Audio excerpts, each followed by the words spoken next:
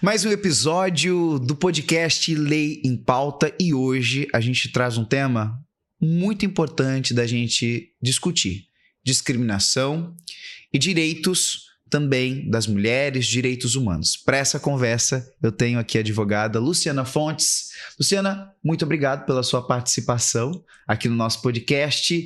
Eu acredito que a gente vai poder fazer um bate-papo, né, para trazer para todo o nosso público que está acompanhando o nosso podcast uma aula descomplicada. Eu gosto de trazer isso, de falar isso. Mas antes da gente vir para o nosso tema, eu gostaria que você se apresentasse para toda a nossa audiência. Bom, Yuri, obrigada pelo convite. Olá a todas e todos que estão nos assistindo. Bom, é um prazer estar aqui. Quero, antes de tudo, parabenizá-lo por essa iniciativa. É muito bom a gente ver um conteúdo jurídico sendo tratado de uma maneira descomplicada, sendo tratado de uma maneira, num diálogo mesmo, como tem que ser, porque o acesso à justiça também se dá dessas formas. O acesso à justiça não se dá somente através do processo, através de um advogado, mas se dá a partir do conhecimento e da difusão dos direitos das pessoas. Então é muito bom estar aqui e participar, né, dessa... Fico muito feliz de saber isso. Bom, você me perguntou um pouco de mim, né, para eu me apresentar. Sou Luciana Fontes, como você já disse, eu sou advogada, eu atuo na área de direito das famílias, especialmente, mas também na defesa de mulheres, crianças e adolescentes.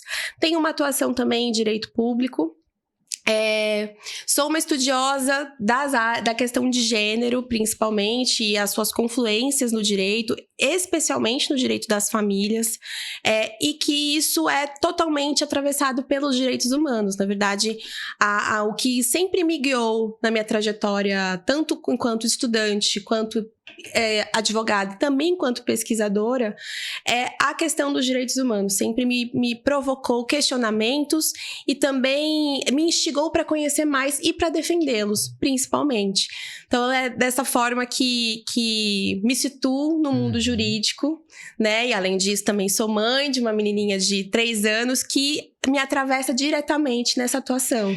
E que legal ver, eu não queria entrar nesse mérito, mas olhando de fora, quem vê a estrutura familiar sua, entende uma heteronormatividade ali, explícita, e você lutando pelo direito, né, tentando entender a verdade de pessoas que talvez não compactuam com a sua sexualidade. Sim. Mas isso é muito interessante de ver, porque hoje as pessoas querem lutar por aquilo que é próximo a elas, né? E tudo mais. Uma coisa muito importante, acho que um fator principal, se não inicial, para a gente começar a falar sobre direitos humanos, é a gente falar sobre as diferenças.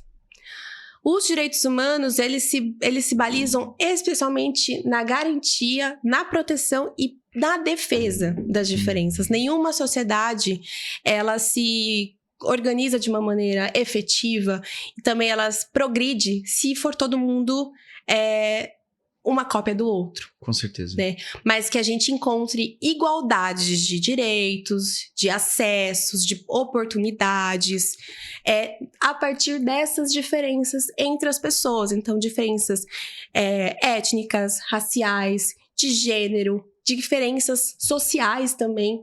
Todas elas devem ser tratadas nesse jogo social, né, nesse campo da sociedade, e devem ser respeitadas e garantidas à medida das suas necessidades.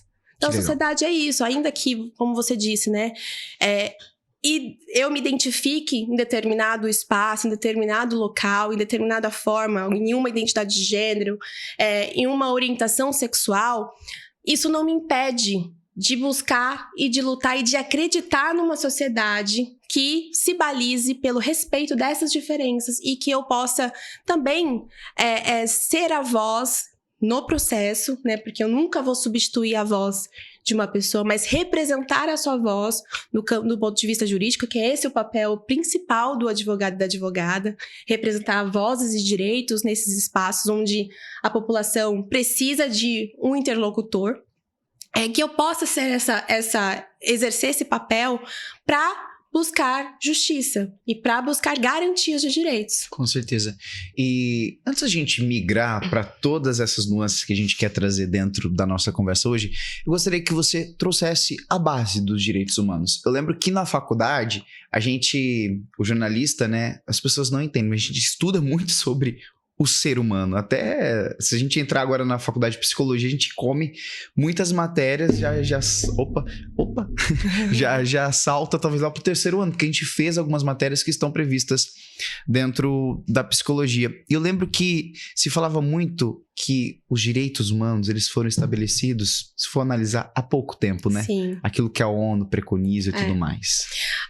Ano passado, nós comemoramos 75 anos da Declaração de Direitos Humanos. Então, é bem recente. E quando a gente para analisar a história, isso eu gosto muito de trazer sempre quando eu estou pautando esse assunto de direitos humanos, mas, na verdade, nós somos seres históricos. Então, em todo lugar que a gente se posiciona, que a gente se coloca, a gente precisa fazer sobressair a nossa história. Então, os direitos humanos, eles são construídos histórica e politicamente, porque eles estão ainda em construção. Então, há 76 anos atrás, né, no caso, porque a gente agora está em 2024, a gente teve essa Declaração Universal de Direitos Humanos, a gente teve a publicação dessa declaração, que foi organizada a partir das Nações Unidas, um conjunto de países se debruçou a partir desses debates, e isso principalmente eclode a partir das grandes guerras que tiveram no nosso país. Então, nosso mundo. Né, no território mundial. Então, a gente teve a Primeira Guerra Mundial e a Segunda Guerra Mundial, que são propulsores do debate dos direitos humanos. Então, a partir desses dois momentos, a gente tem intensificado o debate sobre como a sociedade, como o mundo vai se organizar diante dessas tensões, né? Diante de massacres, diante de mortes, de conjuntos populacionais, como é o caso até do povo palestino, que está vivenciando hoje isso. A gente está tendo um massacre de uma população, a gente está tendo um genocídio de uma população, e que isso é pautado pelos direitos humanos, e a gente deve sim avaliar enquanto uma violação de direitos humanos. Então, é essa origem que tem, basicamente, a criação, né, da Declaração Universal de Direitos Humanos, a partir da qual se desdobram muitas outras legislações, que a gente costuma chamar como convenções de direitos humanos. Então, a gente tem, vou dar alguns exemplos: Convenção pela Eliminação de Discriminações Raciais, Convenção pela Eliminação de Discriminação contra Mulheres, convenções internacionais pelos direitos das crianças e dos adolescentes, enfim, vou dar esses 3 exemplos a princípio, que são regras que devem reger, que devem orientar todos os países e todos aqueles que são signatários, principalmente a elas, mas elas devem orientar o mundo sobre como os direitos humanos, como os direitos das pessoas devem ser tratados, como as pessoas devem ser respeitadas nas suas condições. Então, hoje em dia, na nossa legislação brasileira, né, no direito brasileiro, essas convenções, elas têm influência direta, né? Tanto que influencia diretamente a nossa própria Constituição Federal. A nossa própria Constituição Federal é diretamente influenciada pela Declaração Universal de Direitos Humanos, principalmente quando a gente pensa no conceito que é fundamental para a nossa Constituição, que é o da dignidade da pessoa humana. Que toda pessoa tem direito a ter dignidade de existência e de se desenvolver em sociedade. E é muito legal esse direito à dignidade de existir, de ser, que depois a gente vem para uma outra parte, né, dentro disso do direito humano. Mas se a gente for analisar, temos a declaração, mas o senso comum dessas pessoas, ele não é condizente com aquilo, ou até mesmo a arquitetura desses governos não é condizente com aquilo que a gente tem preconizado, né? Eu acho que é a realidade do que você vive. Criou-se uma divergência, assim, bastante proposital para alguma finalidade específica, que é de que direitos humanos servem para determinados grupos populacionais. Né, que é aquele velho jargão que a gente já ouviu falar muito, direitos humanos para humanos direitos, né, aquelas coisas, o pessoal dos direitos humanos, eu tenho muito orgulho quando me chamam, o pessoal dos direitos humanos, porque todos nós deveríamos ser. Até mesmo porque, quando a gente pensa nesse conflito tão intenso entre, olha, quem defende direitos humanos, quem não defende, a gente está pensando em quem defende cidadania, democracia, respeito, direitos e direitos das inúmeras raízes. Quando a gente fala em dignidade, por exemplo, a gente não está falando somente de dignidade de ter onde morar, de dignidade de ter o que comer. A gente está falando de liberdades, inclusive das expressões. A gente está falando do direito à propriedade privada também. Então, a dignidade em si, ela tem um leque de acesso e de significantes, se a gente pode falar dessa forma, muito grande e que afeta a todo mundo. Então, quando a gente coloca esse conflito entre ser ou não ser defensor dos direitos humanos, a gente está colocando um conflito de cidadania. Com certeza. E a quem interessa retirar a cidadania das pessoas? A quem interessa retirar a dignidade das pessoas? Retirar o poder de liberdade de pensar, de falar, de expressar a sua religião, de expressar a sua orientação sexual, a sua liberdade de ir e vir, que é tão questionada, mas que também existem limitações, porque a gente, como nós vivemos numa sociedade, a nossa liberdade também não tem que atingir o direito alheio. Uhum. E a existência alheia. Então, assim, os direitos humanos, eles são fundamentais para qualquer tipo de ação que a gente vai tomar. E aqui também falo de ação judicial. Eles estão intimamente ligados com todo o funcionamento da justiça. O próprio acesso à justiça é garantido em inúmeras convenções de direitos humanos. Vou te dar 2 exemplos. Que são exemplos que eu acabo atuando bastante, porque na minha atuação profissional e na construção das minhas peças processuais, né, quando eu vou apresentar ao judiciário a demanda do meu cliente, eu costumo me remeter a esses tratados e convenções de direitos humanos. Por exemplo, nas convenções que dizem respeito às mulheres e às crianças, a gente tem parágrafos explícitos que a gente precisa garantir o acesso à justiça a essas pessoas e, inclusive, em alguns momentos, facilitar a realização dessa justiça. No caso de crianças, né, a gente tem muito frequente as demandas por alimentos, por pensões alimentícias.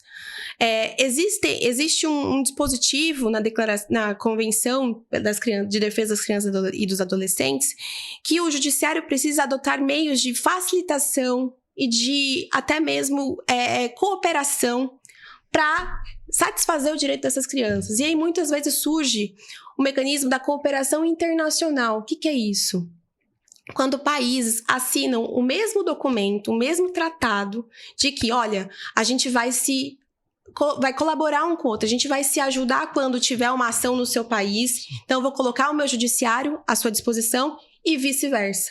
É o que acontece, por exemplo, que é um caso que até tenho, né, uma situação que até vivencio dentro da minha prática, de uma criança que pleiteia alimentos do pai que reside na Espanha. Então, a gente tem... Como fica, né? Como fica essa situação? Simplesmente nós não vamos conseguir encontrar esse pai, porque, infelizmente, é um problema latente na nossa sociedade, né?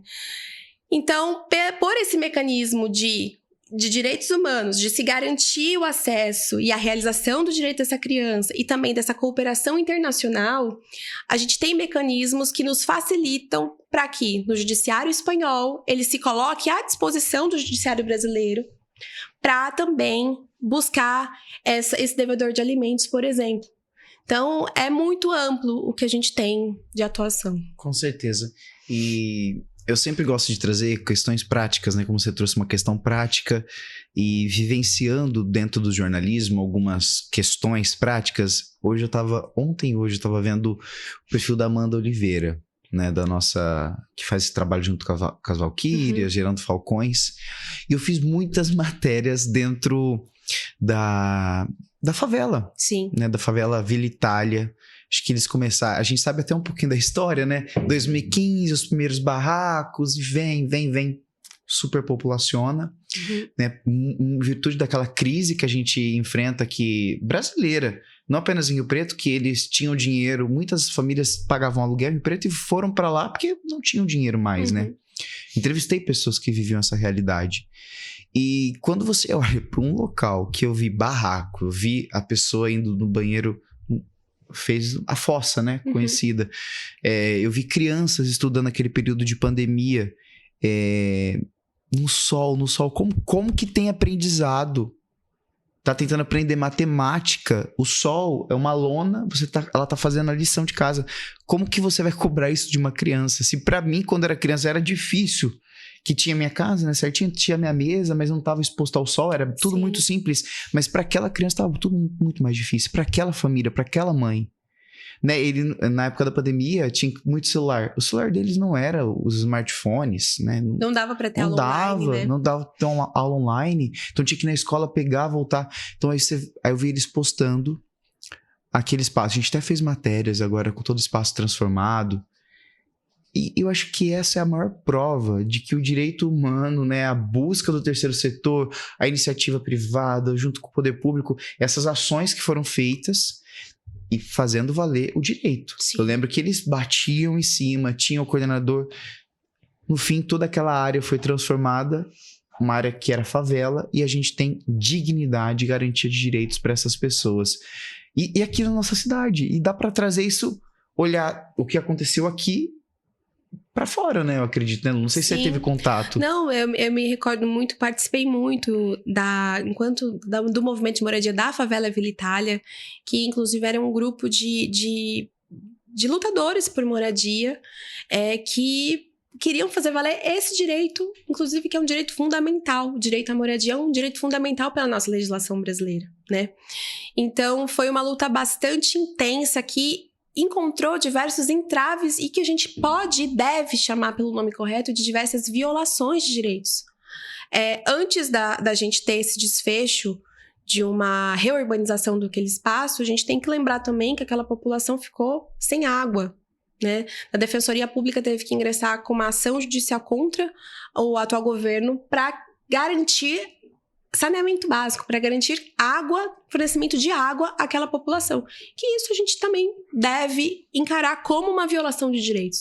Porque elas acontecem, Yuri, infelizmente isso, a gente reconhece isso, elas acontecem das maneiras mais minuciosas e que muitas vezes a gente encara como o funcionamento da engrenagem. De fato, a engrenagem atualmente funciona de uma maneira de restrição de direitos ainda, mas que a gente está buscando garanti-los, né? A gente vê esforços de alguns entes em garantir esses direitos, como, por exemplo, hoje no governo federal a gente tem o Ministério das Mulheres, a gente tem o Ministério dos Povos Originários, que estão trabalhando ativamente para a construção de políticas para populações em situação de minoria.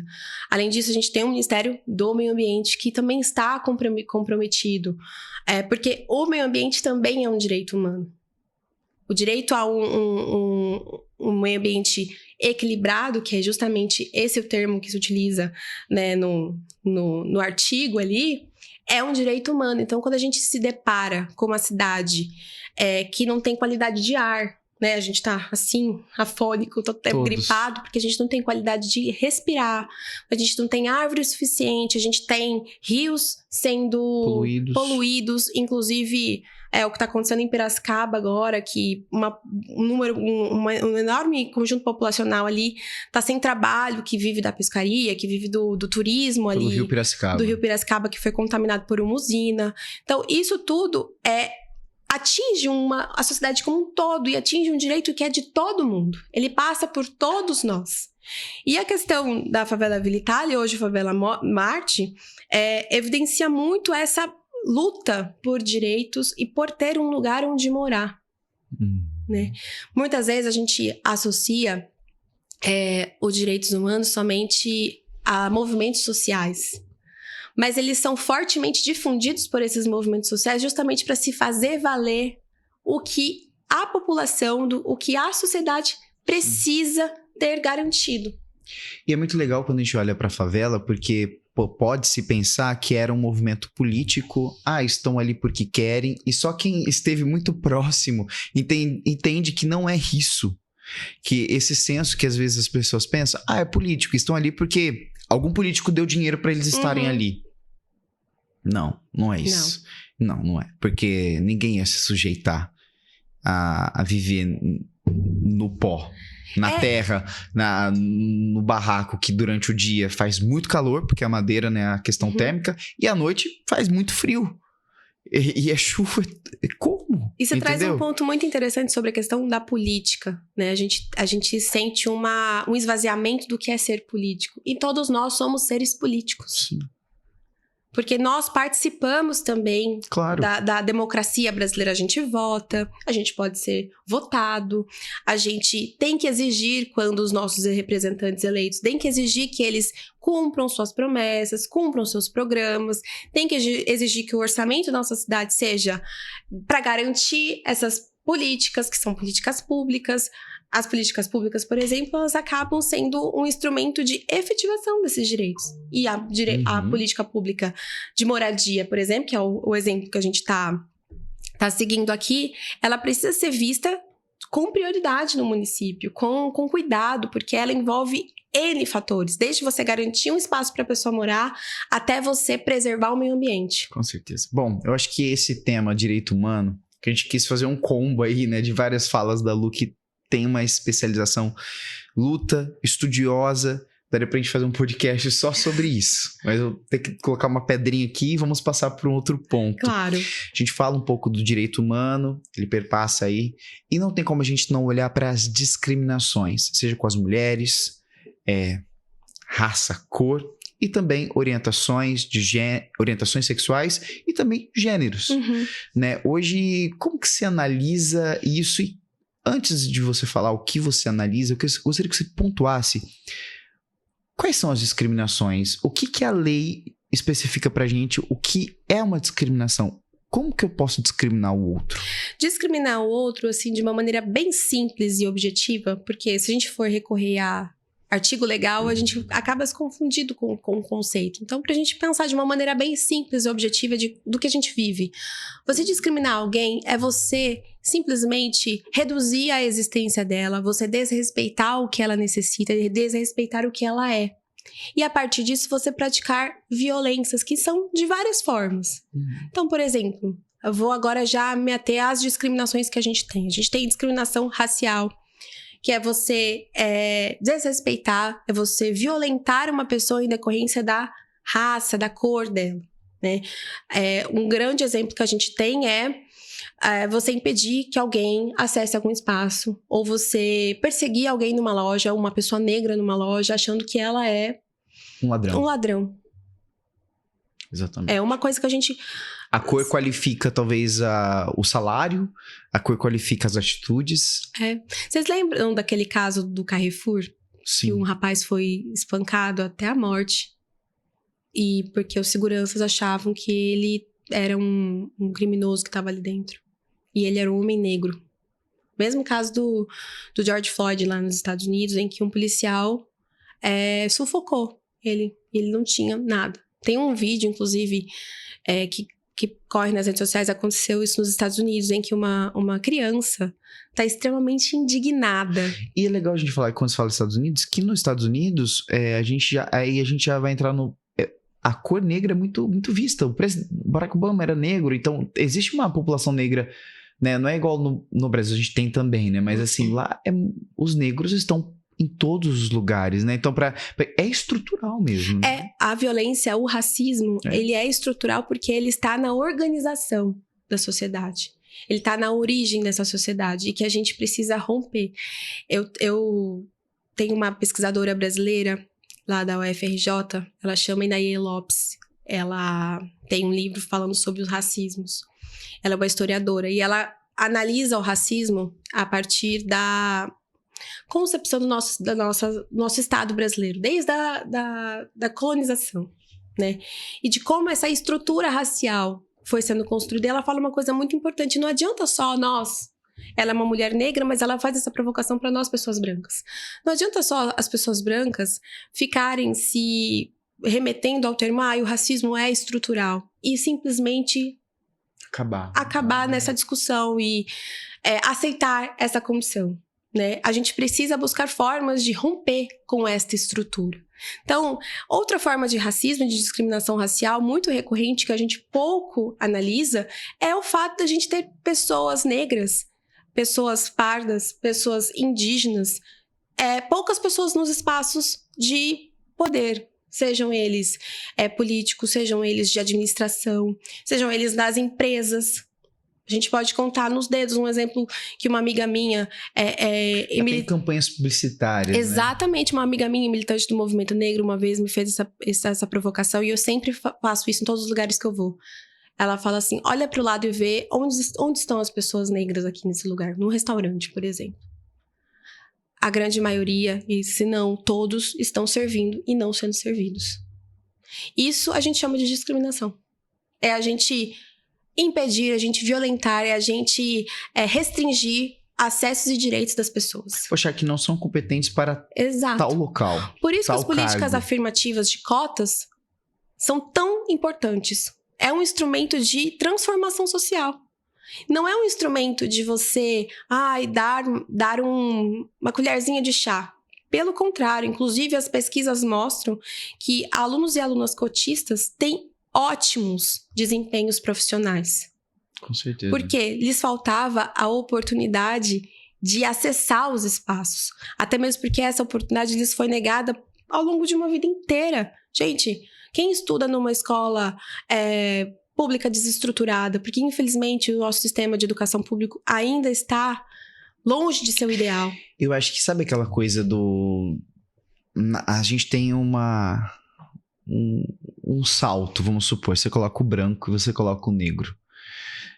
Eu acho que antes do branco começar a entender que ele vai largar, ele já tá talvez uns 100 metros à frente desse negro, porque pro negro os obstáculos ali vai envolver a discriminação, a própria autoestima dele, de como se portar, porque o cara já entra, ou a mulher ela já entra já sendo julgado, já sendo violentado. Então assim, o que estão pensando do meu cabelo? Será que estão achando que eu sou ladrão? Será que estão achando que eu vou ter uma atitude corrosiva? O que vão... Meu Deus! E para além desses julgamentos expressos, coisa que Yuri, talvez eu e você a gente não lidou. E para além desses julgamentos expressos que a gente tem a formação de uma consciência social, né? Nos debates de gênero, a gente sempre sempre discute qual que é o vetor que se imagina para um indivíduo ideal, com todas as aspas do mundo aqui falando. E esse indivíduo é sempre homem, branco, muitas vezes produtor de recursos. Olho azulzinho.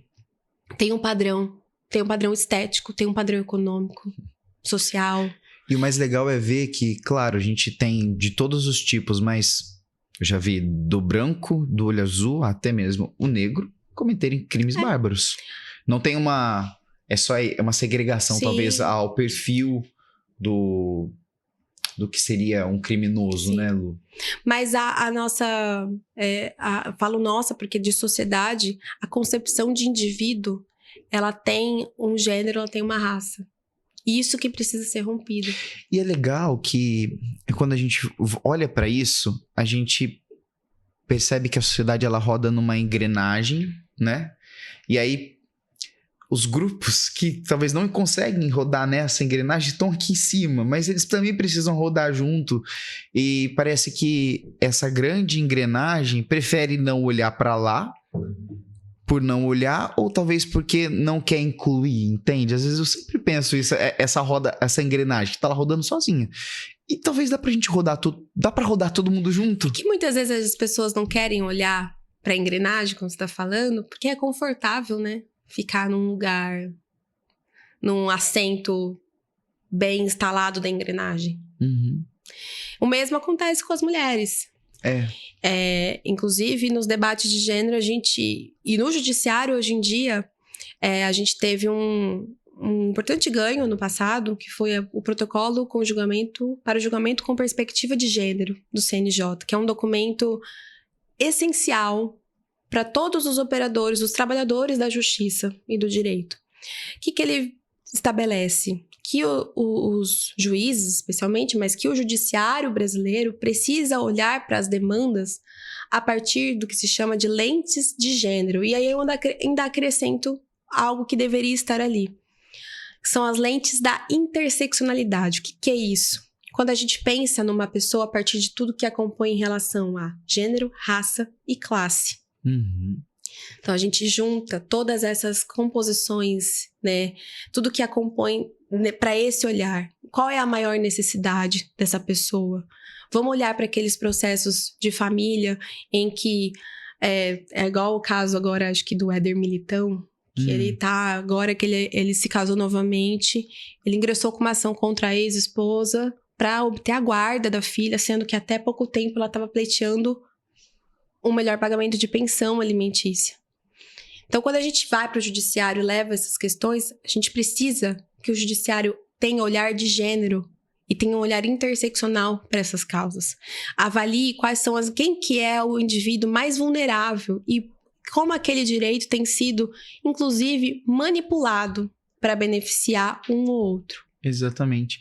E é muito legal. A gente fala, então, um pouquinho, né, dessa questão do direito racial, né, da discriminação racial que envolve essas pessoas, seja indígenas, pardos e os negros, o direito das mulheres. Eu gostaria de entrar um pouquinho, porque parece que hoje a gente vê determinados avanços, mas, por exemplo, hoje na TV, vou falar da TV, hoje os principais cargos estão ocupados pelas mulheres. Eu vejo ali dentro do jornalismo, né? Por exemplo, a editora do nosso Balança Mulher, a nossa chefe de jornalismo, ela é mulher.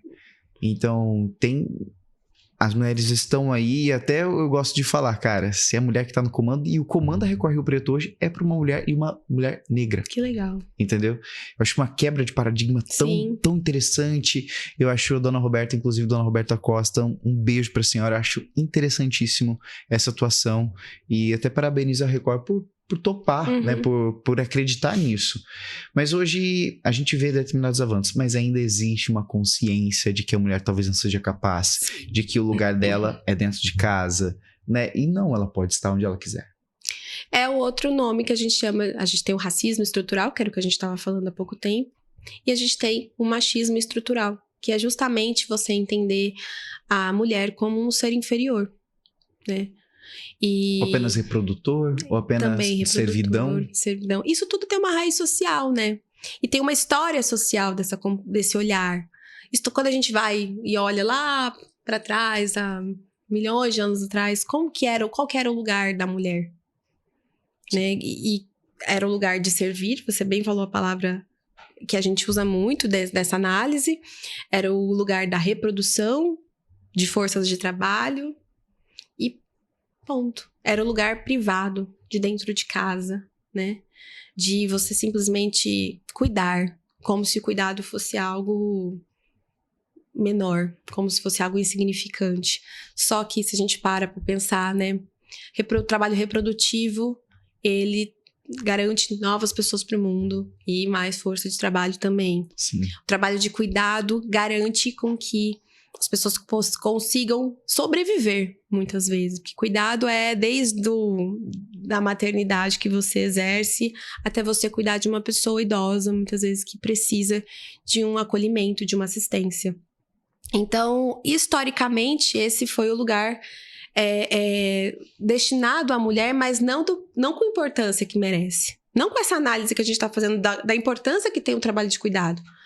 Mas sim com o olhar de, é um objeto pra gente ver para fazer o que a gente precisa.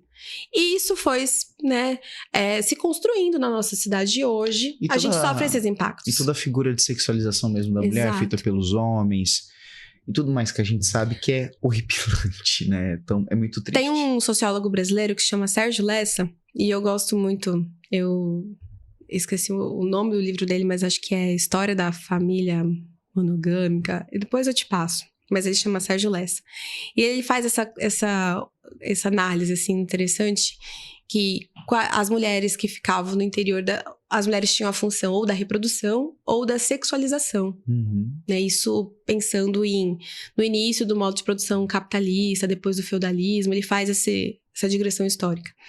E a gente vê esses reflexos ainda hoje, né? Tanto que quando nós vamos ocupar alguns espaços, enquanto eu, como advogada, vou me posicionar perante algum juiz, até perante outro colega, eu observo que alguns têm um comportamento extremamente hostil e misógino, que a misoginia é o ódio às mulheres. A gente tem visto notícias frequentes. O desembargador, semana passada ou retrasada, claramente falou que as mulheres... Assim, teve um discurso completamente discriminatório. Foi afastado pelo CNJ. Há um mês, uma advogada grávida no Tribunal de Justiça do Rio Grande do Sul, Tribunal do Trabalho, na verdade, solicitou que fosse antecipado o horário da sustentação oral dela. O que é isso? É o momento que o advogado tem para falar diretamente com os desembargadores no tribunal. Ela estava grávida de 8 meses. Simplesmente o desembargador disse que não tinha elementos jurídicos para isso, elementos legais, e que ele não estava convicto dela estar grávida. Ela se levantou, ela estava por videoconferência, mostrou a barriga dela de grávida de 8 meses, e existe lei federal, que é a Lei Júlia Matos, e também está no nosso Estatuto da Advocacia, que as advogadas grávidas e lactantes têm direitos à prioridade em sustentações orais. Inclusive, nós temos um direito de um afastamento por 30 dias só, mas espero que a gente consiga batalhar para ampliar. Então, assim, a todo momento a gente vê a relativização dos direitos das mulheres, como a gente está falando desse assunto específico, mas que existem elementos jurídicos para que sejam garantidos. A gente falando no começo da conquista dos direitos humanos, a Lei Maria da Penha, por exemplo, ela surgiu a partir de uma condenação brasileira da Corte Interamericana Internacional de Direitos Humanos. E ela está viva, né, Maria da Penha? Ela está viva. Ela está viva. E é uma mulher que ficou paraplégica. Paraplégica, por conta de violências. Assim, ela levou a história é arrepiante quando a gente para analisar. Ela levou conhecimento do judiciário, as violências que ela sofria, e elas não eram conhecidas. Até que ela levou a análise internacional de direitos humanos, a Corte Internacional de Direitos Humanos, que reconheceu. Assim como tem um caso específico de violência obstétrica que aconteceu no Rio de Janeiro, que só foi reconhecido como uma violação de direitos humanos quando analisado pela Corte Internacional de Direitos Humanos. Então, tô fazendo esse paralelo pra gente entender o quanto que os nossos direitos são diretamente influenciados pelos direitos humanos, e que o judiciário brasileiro ainda tem uma análise muito, em alguns momentos, atrasada sobre isso e dissociativa. Não olha para o que está explícito ali, sendo que tem que buscar, às vezes, numa outra instância para ter a certificação, a garantia, né? E falo dissociativa como se direitos humanos fosse algo muito distante, mas não, ele está envolvido em todas as demandas judiciais. Como eu disse, eu acho que eu vou ter que fazer um episódio 2 com o Luciano, mas assim, eu preciso correr para outras partes, mas eu acho que eu só queria falar, talvez quem vive na pele algumas coisas, falo por parte, quando você fala das mulheres, eu acho que uma mulher, eu fui criado por 2 mulheres, né, minha avó e minha mãe, então abandono paternal aconteceu na minha vida, então a figura às vezes masculina eu olho e falo, né? Será que dá pra confiar, Será né? que dá pra confiar? Depois a gente vai pra terapia, eu trago uma psicóloga aqui. Mas, enfim, eu entendo a força da mulher de uma forma muito clara. E não tem como a gente não falar pra essa conversa, caminhar pro final do nosso episódio e não olhar pros gêneros, né? As orientações sexuais e as famílias que estão se formando. Sim. Né? Homens que talvez estão se casando, mulheres que estão se casando, e ao direito deles também de terem seus filhos, de terem a sua vida tranquila, né? Como que tem sido esse seu trabalho hoje? Olha, eu não tenho uma atuação tão voltada à questão da população LGBTQIA+, né?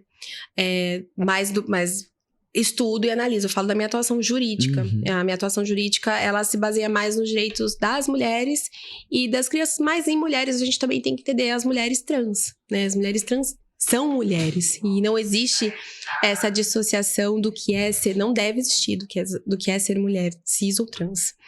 Mas do ponto de vista técnico, né, e do estudo de direitos humanos que eu faço e compartilho com muitas colegas, inclusive militantes LGBTQIAPN+, a gente tem também avanço, e vive num momento de avanços e retrocessos, sempre.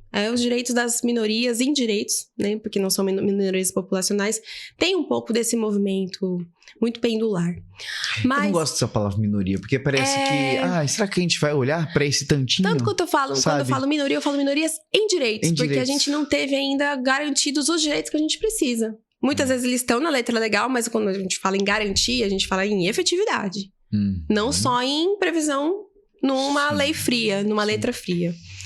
Mas, do ponto de vista dos direitos da população LGBT, a gente tem recentemente o direito ao casamento, que antigamente era rejeitado, as pessoas faziam contratos para se casarem, para manterem uma relação, na verdade. A gente tem o direito ao nome social das pessoas trans. Inclusive, nas eleições deste ano, o TSE adota a autodeclaração como um elemento importante para você identificar qual é a identidade de gênero de cada um. Porque a gente passava muitos problemas, assim, de uma candidata trans, cujo nome civil era José, e o nome social dela era Maria, vou dar um exemplo bem, padrão, e o registro saía no nome de José, porque era o nome do documento. Muitas vezes esse documento ainda não havia sido alterado, enfim. E aí tinha que entrar com uma ação judicial para garantir esse direito. Dava certo, passei por uma situação dessa, deu certo. Porém, olha o transtorno que essa pessoa passa, olha o desrespeito que essa pessoa passa. Eu já cheguei a ouvir de uma trabalhadora da justiça na época, assim, doutora, mas é só o nome. Eu falei, mas o nome é a existência da pessoa. Você não tem amor pelo seu nome? É só um nome, né? É só um nome, mas é o que eu sou. É o que ela é. É o que eu sou. E essa é uma violação tremenda. Tremenda. Então, hoje em dia, a gente tem essa garantia da autodeclaração. E, assim, o maior problema que a gente vivencia hoje no país também um dos maiores problemas da discriminação de ordem de orientação sexual. Pra gente ver, o país é um dos que mais matam pessoas trans no mundo. Sim. A gente tem muitos casos de homotransfobia que recentemente foi reconhecida pelo STF como um crime, como o crime de racismo. Até, se eu não me engano, 2018, porque sou meio ruim de data. Até 2018, a gente não tinha isso reconhecido como um crime. As pessoas as pessoas homossexuais LGBT como um todo iam até a delegacia sem saber como que aquilo ia ser apurado. Como que seria tipificado? Como seria tipificado? Qual é o tipo de crime que aquilo... o que motivou aquela morte? É complexo. Então, assim, o que motivou aquela violência... Enfim, são direitos que hoje em dia a gente vê regulamentados, mas eu tenho isso quanto ao direito das mulheres, LGBTQIAPN+, negros e negras, indígenas, pessoas com deficiência, minorias em direito, que a gente chama. A gente não precisa só de regulamentação na letra fria. Nós precisamos também de políticas públicas que garantam esses direitos. Sim. Eu também acho, porque... E também é muito interessante quando eu falo que a gente tem o todo, né? E é muito incrível que quem vive uma realidade diferente do todo parece que precisa estar sempre se afirmando, né? E eu acho que a luta seria para que eles tivessem uma vida normal, uma vida que eles pudessem estar em sociedade sem ter um apontamento, sem ter a necessidade de levantarem uma videoaula ou numa convenção ali online, né? E falar, olha, estou grávida mesmo. Exato. Então você está duvidando, porque se fosse um homem falando, olha, estou com o meu pé quebrado. Não. Entendeu? Então é o peso aí, né? Exatamente. É o peso aí. Lu, pra gente finalizar, né? Sei que o nosso bate-papo foi incrível, adorei. Acho que eu tenho que trazer a Lu mais uma vez aqui. Eu gostaria que você finalizasse, assim, analisando de uma forma geral direitos humanos, a discriminação, direitos das mulheres, né? Tanto a discriminação racial, de gênero, da orientação sexual. O que você hoje olha para a lei brasileira, o que você gostaria que fosse um cenário muito mais satisfatório? E se existem aí evoluções, né? Ou a gente tem regredido? O que você acha? Olha, só pra gente finalizar. Eu penso que nos últimos... A partir do início desse último governo, a gente conseguiu... O governo federal, né? Que eu tô me referindo. A gente tem conseguido evoluções. Principalmente, no início eu te disse, né? De alguns ministérios que foram criados para tratar de algumas políticas. Isso é importante do ponto de vista da visibilidade, da importância dessas questões para o nosso país, né? Mais mulheres no mercado de trabalho, mas com igualdade salarial, que recentemente foi aprovada a Lei de Igualdade Salarial. Ontem foi aprovada, não, foi sancionada a lei que garante licença às mulheres pesquisadoras. Ou seja, muitas mulheres pesquisadoras precisavam parar suas pesquisas porque não tinham licença. Aconteceu isso comigo. Eu, quando engravidei, estava no meio do mestrado. Eu não tive condições de continuar, precisei interromper o mestrado. Porque não tinha... eu tive um prazo de 4 meses, mas não tinha mais como prorrogar. E a maternidade é um fator muito, muito, assim, crucial na vida das mulheres, principalmente, né? Porque há uma sobrecarga ainda sobre as mulheres em relação ao trabalho de cuidado materno e também doméstico, que aí também há uma diferença de gênero que a gente fala, que precisa ser tratada.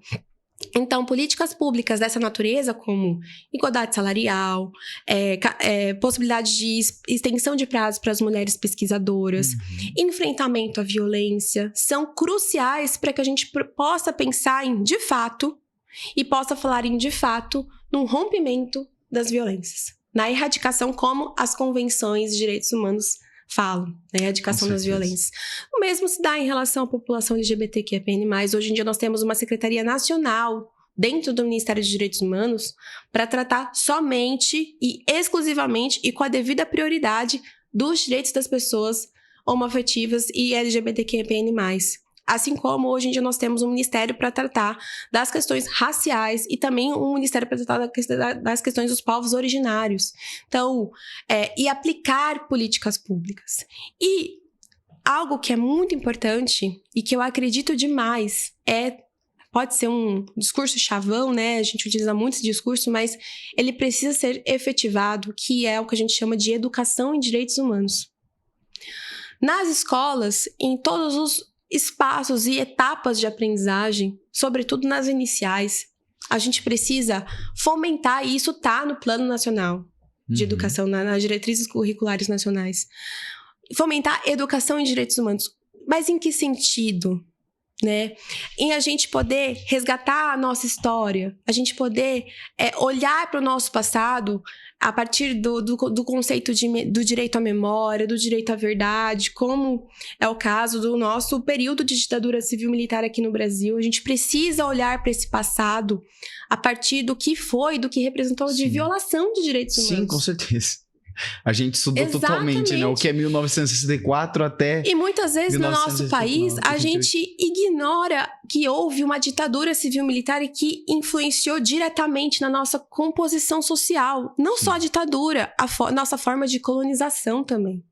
Com certeza. Então, educação em direitos humanos é a gente poder abrir a nossa história, avaliar o que nos constituiu enquanto povo, avaliar o que nos constitui enquanto sociedade a partir das nossas diferenças e poder aprender a dialogar e a trabalhar sobre elas, em relação a elas, a partir da perspectiva do direito à diferença e das dignidades e da preservação desses direitos. Assim, eu acho que